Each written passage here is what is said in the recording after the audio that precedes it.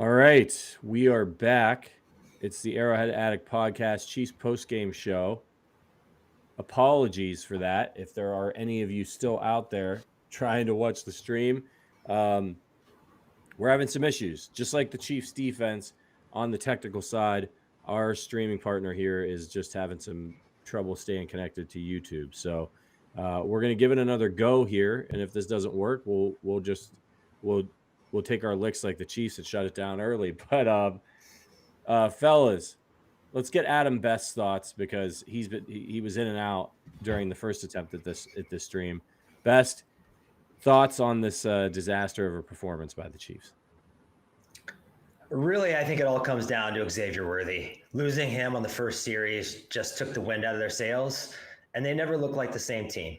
They just didn't. I mean, in the first half at least, I think they had the opportunity to recalibrate at halftime, kind of change the playbook. I think the plan probably was to run the entire offense through number one for him to be the primary read, the guy that they're manufacturing touches for. And when that went away, they just looked a little shell-shocked. And I thought they recuperated, but the offense looked great in the second half, especially Mahomes. The defense, man, I don't remember a Spags defense having that many open spots, maybe ever. And the pass rush was pretty non-existent. I know that Ashton Gelati had a flash play. That was encouraging. But the veterans didn't really do much tonight. And I heard Sterling's thoughts on Chris Jones. You guys know I'm one of the biggest Chris Jones defenders there. But I think he got so thirsty for that game-wrecking play that he kind of lost his wits there and went inside and broke contain. And Justin Herbert did the smart thing, and it's a victory for the Chargers. I'm not taking anything away from the Chargers. They came out, played a hell of a game. Deion Henley's a monster. I thought Derwin James looked like his old self. Just a great effort by Harbaugh and that coaching staff, Jesse Minter, everybody on the Chargers. I just don't understand how they ran play action 35 times and the Chiefs were like, no, we don't believe it's going to be play action. We just don't believe it. We think you're going to run it. And every single time it was play action. Like, you think at some point you'd adjust. And you think at some point you'd say, okay, we're doing a decent job on the ground. Let's maybe account for these big plays wide open down the field that are backbreaking. Again, this is not a fire Spags conversation. I think people who are there, you're delusional. You have jumped the shark. But this was one of the worst called games I can remember in the Spagnuolo era, where it felt like there was zero adjustment. And again, it doesn't help when the players aren't playing well, but you're the one who keeps putting Jamari Conner out there. You know, you're the one who's rocking with a lot of these adjustments and play calls and lack of adjustments at all, with full transparency. But no pass rush coupled with horrendous ability in the secondary to contain anything in front of you. It was just a recipe for disaster on defense. I don't know if they should have gone to man, but their receiver who was killing you is 34 years old. Watson's struggling. Shamari Conner is struggling. Why not try and switch something up? I don't know, man. It just felt like Patrick gave it all he had. Drew Tranquil gave it all he had. A couple guys here and there gave it all he had. But as a team, there was just such glaring holes and weaknesses. Yeah, I thought Chris Jones or George Karlaftis looked good in the first half. He was making some plays. He was, breaking through there, and then he just kind of vanished in the second half. And I think I saw some guys talking on Twitter, like Booger McFarland, and he was like, these pass rushers are not in game shape yet. Keep throwing the ball. There's no reason to run. And I think that was dead on. And you saw it towards the end of that game. The Chiefs couldn't get any pressure. And if you think that this is just going to be a secondary issue, I don't think that's going to be the case. I just think that in this particular instance, the Chargers didn't need to run the ball. The guys were wide open. And so they're going to go and play the Eagles next week. And I think the Eagles could pretty much do whatever they want if this defense shows up. They want to run Saquon Barkley for 150 yards. It's going to be there for him. They want to pass it to Devontae Smith and get AJ Brown going. Dallas Goedert's going to be what? Like, if you think if they even stop those guys, Dallas Goedert's going to be wide open. I mean, this is a problem. And maybe it was a bad game plan by Spags, but I'm starting to wonder whether or not they actually have the horses that they need on this defense. This is the worst the safeties have ever looked under Steve Spagnuolo. They were completely lost tonight. Shamari Connor was getting picked on. Jaden Hicks made Quentin Johnston look like a future Hall of Famer. It was pretty brutal. And as far as I'm concerned, I didn't get to chime in on Jawan Taylor, but as far as I'm concerned, he can swim home. You know, enough is enough. Performing bad is one thing. Just the flags at this point, 4 flags, it's inexcusable. Yeah, I'd say make him walk back to the Darien Gap.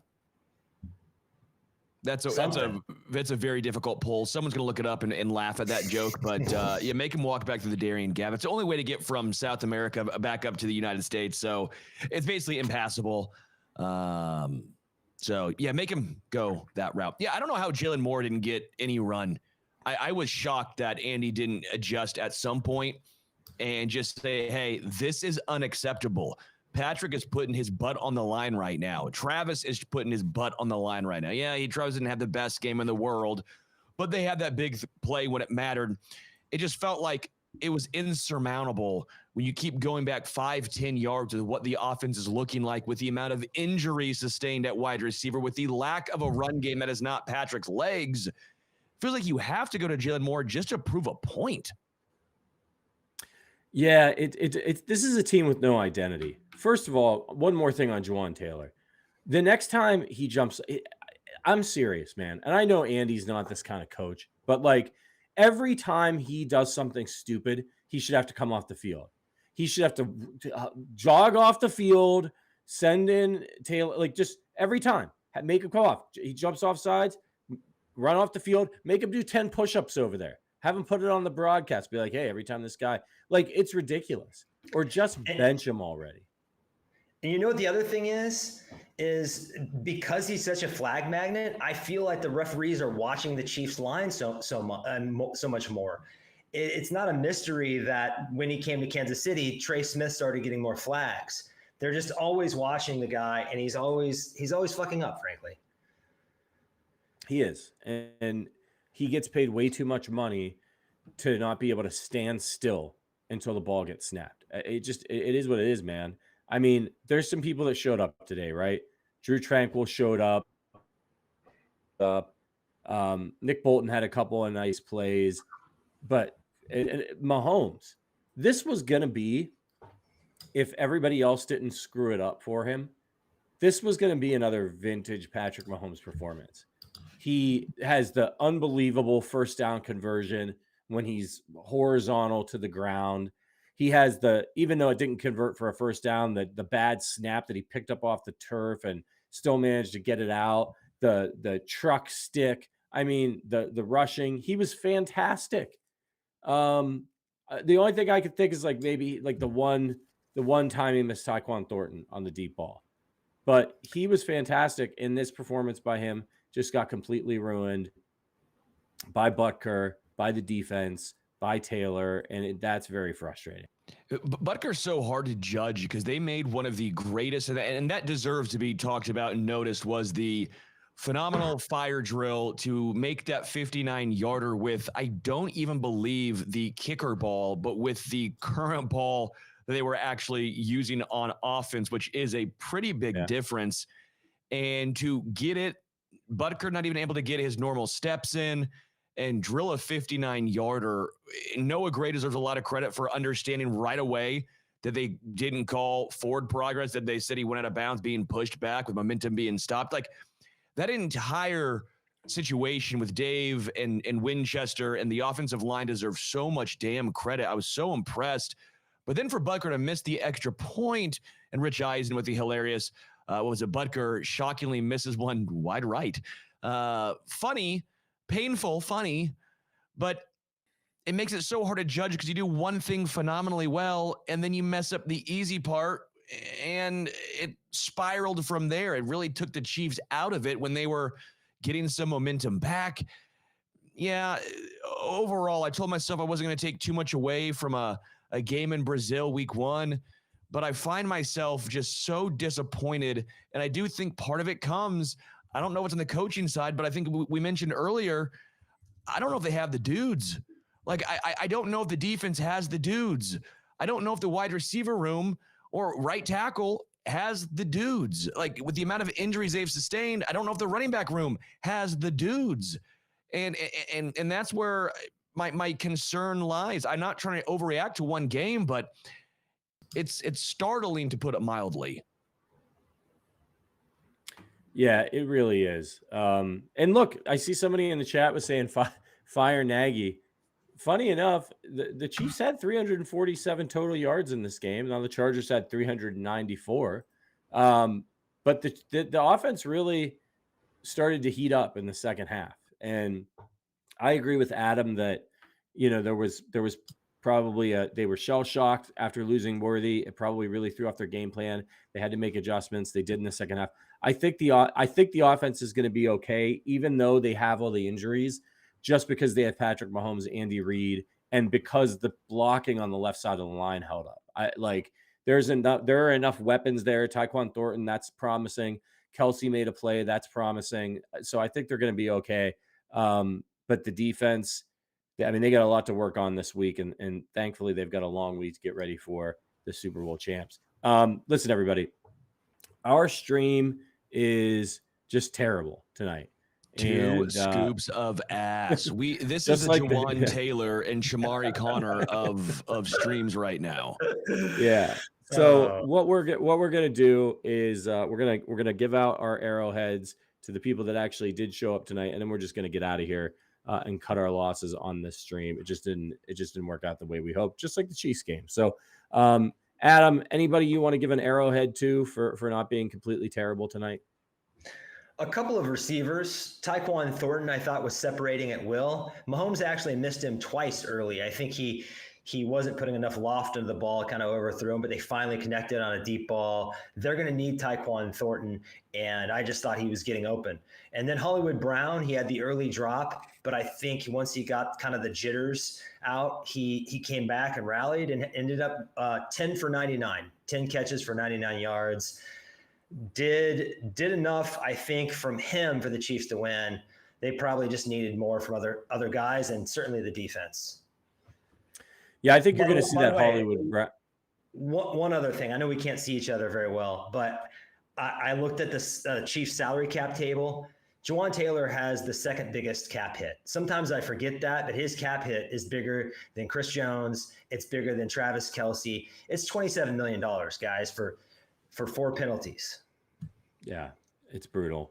I think Mahomes targeted Hollywood Brown 16 times in this game, and a lot of them were quick passes and near the line of scrimmage at first, and then they got the big play. But there's obviously some trust there, and if there's any silver lining to that, you're going to see that relationship. They've not really gotten to do it in the games yet, so I think that's going to continue to grow. And that trust that's already there is gonna blossom into production. So that is something to look forward to, especially with Rashee Rice coming back at some point. Sterling, anybody you want to give an arrowhead to? Yeah, I actually thought Juju Smith-Schuster looked fine. I thought he showed a little juice, especially at his age. I was glad that he's on the roster because once Worthy went down, obviously no Rice.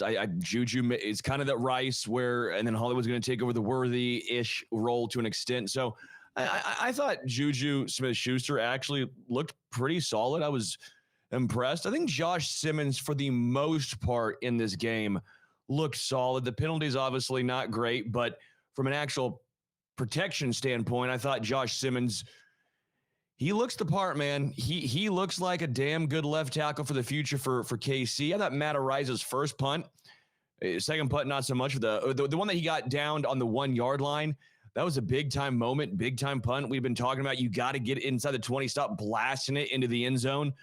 I'll give him credit there. Credit Tobe for the fire drill, right? Obviously, Patrick, which you can probably touch on in more detail. Patrick, I'll leave Patrick for Patrick. But that's probably where I wanted to leave it right there. Is I thought Josh Simmons actually did a pretty darn good job in his first game in a big-time moment against a Chargers defensive line that I think's pretty decent. Yeah, I'm excited about Simmons. I was actually very encouraged with how Kingsley did in this game. no disastrous reps that I can recall. He got pushed around a there's little one. bit. The last with the Was fourth it? Was down. it?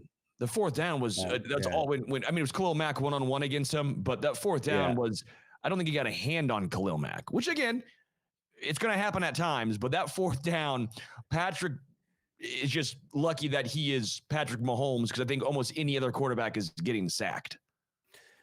Indeed. I'm going to give one to George Karlaftis. I thought he showed up at least in the first half. He may have just run out of gas, came out a little too hard. 2 tackles for a loss and a sack. Drew Tranquil was tremendous in this game, came to play, got banged up, came back in.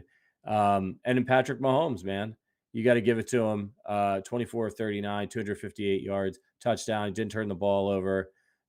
Just made multiple insane plays to keep this team in this game that they really had no business being in based on the mistakes, the penalties, and the defense. And his rushing, 6 carries for 57 yards and a touchdown. Andy Reid, you're not getting an Arrowhead, man. We gotta have I know you lost Xavier Worthy, man, but 5 carries for Isaiah Pacheco. Then you go to Kareem Hunt. They looked about the same to me. I just like, what's the plan? What's the offensive identity, Andy? Like you guys drafted Bashard Smith. You used him in the final preseason game. He looked electric. He didn't see the field on the offensive side of the ball. At least he didn't get a touch. He might have been out there, but you got to figure this out. You got to figure out the running game because you know what would make Patrick Mahomes' life a lot easier, especially with the way the receiving core is right now? A frigging dependable run game, a dependable passing game out of the backfield. They got to figure it out. Trade for somebody, put Smith in, let Pacheco get going. That's not a guy that's going to get going on 5 carries over the course of an entire game. And you weren't getting blown out in this game, so you could run the football. And this line can run block really well. Figure it out. All right, everybody. We're going to try to figure out our stream and have it ready for you guys next week. But hey, try to enjoy the rest of your weekend. Play fantasy football. It's just one game. We've seen the Chiefs start like 0-5 before and still make the playoffs without Patrick Mahomes. So even if they get off to a rough start of things this year, this is a veteran team. They're going to right the ship. Don't panic, but maybe panic a little bit. All right. Apologies for the poor stream, everybody. We'll see you guys next week with our regular slate of shows. For Sterling Holmes, Adam Best, producer Sean, and Patrick Allen, we'll see you next week. But until then, as always, go Chiefs.